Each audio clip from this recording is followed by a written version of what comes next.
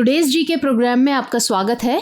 तो आइए पहले पिछले प्रोग्राम में पूछे गए अभ्यास प्रश्न का उत्तर देख लेते हैं। हमने आपसे पूछा था नौसेना के किस संस्थान को जल्द ही एक राष्ट्रीय समुद्री डोमेन जागरूकता यानी NDMA केंद्र में बदला जाएगा। ऑप्शन है ए नेवल रिसर्च बोर्ड, बी सूचना प्रबंधन और विश्लेषण केंद्र, सी NAVAC या फिर डी DRDO। तो इसका सही उत्तर है बी यानी सूचना प्रबंधन और विश्लेषण केंद्र। दरअसल नौसेना के सूचना प्रबंधन और विश्लेषण केंद्र यानी information management and analysis centre IMAC को जल्द ही एक राष्ट्रीय समुद्री डोमेन जागरूकता यानी NDMA केंद्र में बदल दिया जाएगा। IMAC की स्थापना 26 नवंबर के मुंबई आतंकवादी हमलों के बाद समुद्री डेटा एकत्रित करने के लिए एक नोडल एजेंसी के रूप में की गई थी। यह गुरुग्राम में स्थित national command control communication and intelligence system का नोडल केंद्र है। IMAC महासागरों में केवल गैर सैन्य या वाणिज्यिक जहाजों की ट्रैकिंग करता है। तो इसका सही उत्तर है बी यानी सूचना प्रबंधन और विश्लेषण केंद्र।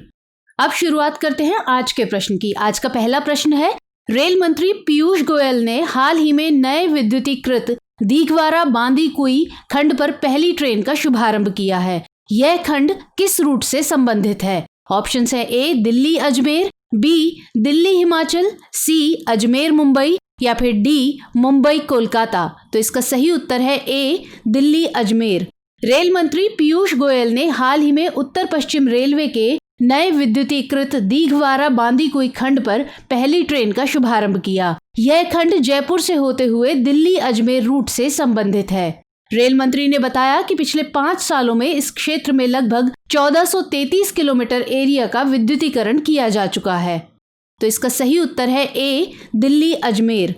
अगला प्रश्न है, हाल ही में छिपकली की एक नई प्रजाति नेमास्पिस एवासिबिनी भारत के किस क्षेत्र में खोजी गई है? ऑप्शन है ए पूर्वी हिमालय, बी पश्चिमी घाट, सी पूर्वी घाट या फिर डी राजस्थान का मरुस्थल। तो इसका सही जवाब है सी पूर्वी घाट।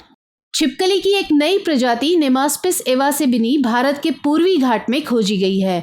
अध्ययनों से पता चलता है कि यह प्रजाति नेमास्पिस जीनस से संबंधित है। भारत में नेमास्पिस की 45 विविध प्रजातियां पाई गई हैं, जिनमें से 34 पश्चिमी घाट की हैं। खोजी गई नई प्रजाति सबसे छोटी ज्ञात भारतीय गेक्कोनिड है, जो पश्चिमी घाटों के बाहर खोजी जाने वाली 12वीं प्रजाति है और आंध्र प्रदेश के वेलिकोंडा रेंज से भी पहली प्रजाति बताई गई है। तो इसका सही जवाब है सी पूर्वी घाट।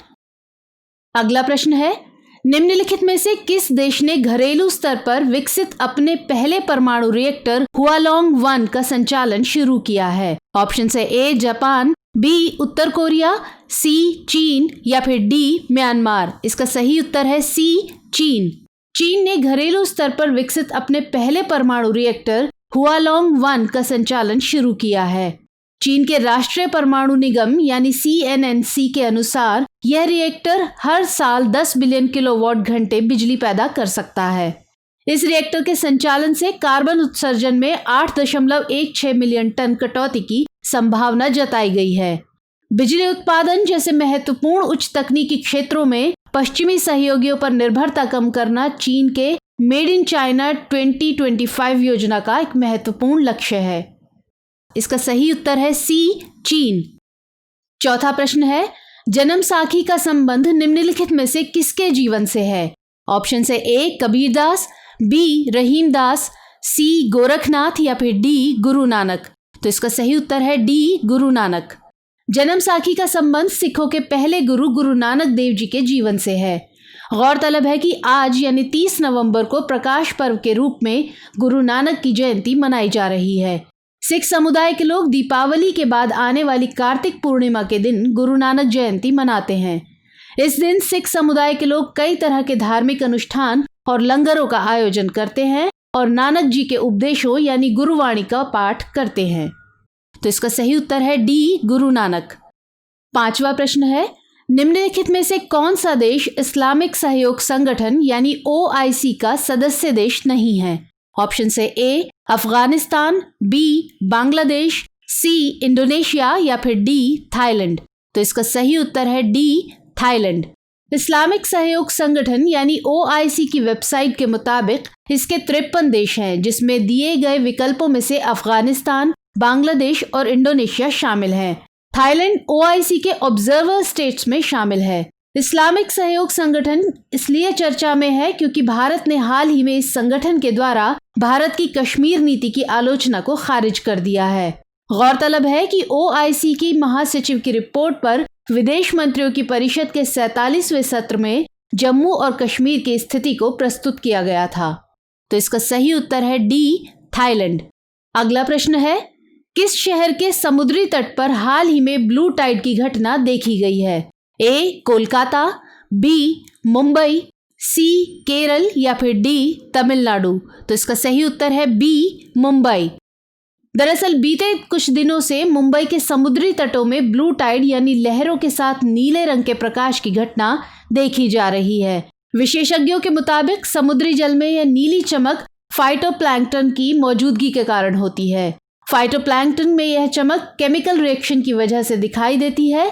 यह घटना समय समय पर भारत के अलावा भी अन्य देशों जैसे ऑस्ट्रेलिया, मालदीव, वियतनाम आदि के तटों में देखने को मिलती है। तो इसका सही उत्तर है B, मुंबई। अगला प्रश्न है, निम्नलिखित में से किसे बाफ्टा ब्रेक थ्रू इंडिया का एम्बेसडर बनाया गया है? ऑप्शन है A, AR Rahman, B, Amitabh Bachchan, C, Shashi Tharoor या फिर D, काजल अग्रवाल। इसका सही उत्तर है A, AR रहमान। संगीतकार AR रहमान को British academy of film and television arts यानी बाफ्टा ब्रेक थ्रू इंडिया का एम्बेसडर बनाया गया है। यह पहल नेटफ्लिक्स द्वारा समर्थित है और इस पहल का उद्देश्य भारत में फिल्म्स, गेम्स या टीवी में काम करने वाली 5 प्रतिभाओं की पहचान करना और उन्हें समर्थन देना है। इसके जरिए प्रतिभागियों को 1-to-1 मेंटरिंग, ग्लोबल नेटवर्किंग अवसर, बाफ्टा इवेंट्स तक निःशुल्क पहुंच प्रदान की जाएगी। इसका सही उत्तर है A, AR रहमान। अगला प्रश्न, भारत के विशालकाय मीटर वेव रेडियो टेलीस्कोप यानी GMRT कार्यक्रम को प्रतिष्ठित माइलस्टोन का दर्जा दिया गया है। भारत से अब तक कितने कार्यक्रमों या खोजों को यह दर्जा दिया जा चुका है? ऑप्शन है A, 2, B, 3, C, 5 या फिर D, 7। तो इसका सही उत्तर है B, 3। अमेरिका के institute of electrical and electronics engineers यानी IEEE ने भारत के विशालकाय मीटर वेव रेडियो टेलीस्कोप यानी GMRT कार्यक्रम को प्रतिष्ठित माइलस्टोन का दर्जा दिया है। यह तीसरी बार है जब किसी भारतीय योगदान के लिए यह दर्जा दिया गया है।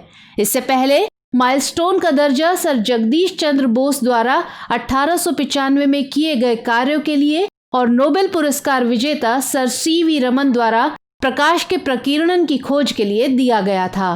गौरतलब है कि IEEE इलेक्ट्रिकल और इलेक्ट्रॉनिक्स इंजीनियरिंग से संबंधित सभी क्षेत्रों में प्रौद्योगिकी को आगे बढ़ाने के लिए समर्पित दुनिया का सबसे बड़ा तकनीकी पेशेवर संगठन है।